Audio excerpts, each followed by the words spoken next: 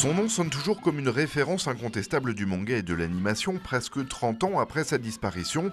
Osamu Tezuka, c'est encore aujourd'hui celui qui a révolutionné très jeune les codes de la bande dessinée japonaise.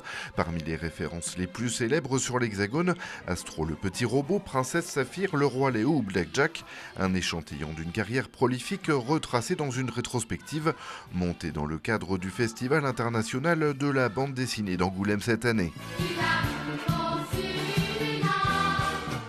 On a 200 originaux dans cette exposition, ce qui est absolument extrêmement rare. La rétrospective ou l'exposition précédente qu'il y avait pu avoir de Tezuka, qui était en Suisse, il y avait quelque chose comme 70 originaux. Donc c'est vraiment exceptionnel à voir ça. Et surtout, on a aussi un certain nombre de planches qui datent de 1949, qui sont parmi les planches les plus anciennes qui restent encore disponibles aujourd'hui de Tezuka et qui jusqu'à maintenant n'avaient jamais quitté le Japon. C'est vrai que c'est quelqu'un qui a été à la fois extrêmement inventeur, extrêmement moteur, avec une productivité assez effrayante, puisqu'on parle de 150 000 planches réalisées durant le cours de sa carrière. Ses œuvres complètes comptent 400 volumes. C'est aussi quelqu'un qui a été très impliqué dans tout ce qui était dessin animé. Donc quand on dit parfois que Tezuka c'est le RG japonais, en fait c'est plutôt RG Disney en même temps, en une seule personne. Une inspiration que l'auteur tire d'une insatiable curiosité de multiples centres d'intérêt comme le théâtre et le cinéma.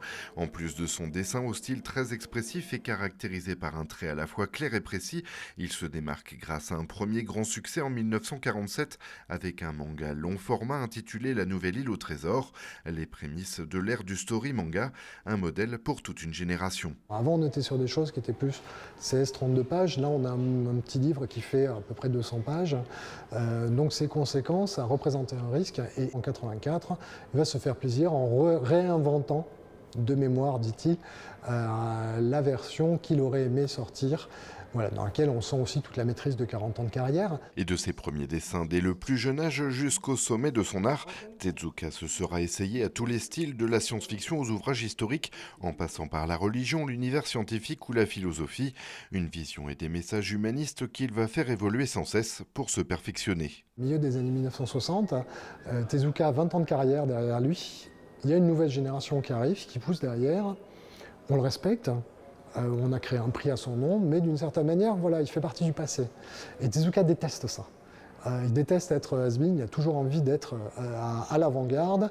Et pour se réinventer, il va aller puiser, enrichir sa grammaire dans le Gekiga, le manga adulte dramatique qui est né de Osaka, et va avoir une période qui est considérée par beaucoup comme la période peut-être la plus intéressante, ou du moins c'est celle qui a été beaucoup traduite chez nous.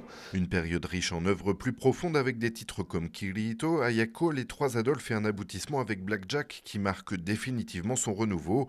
Plus que quelques jours pour découvrir l'œuvre de Tezuka et comment il a marqué son empreinte dans le monde de l'édition. L'exposition qui lui est consacrée au musée d'Angoulême se terminera ce dimanche 11 mars.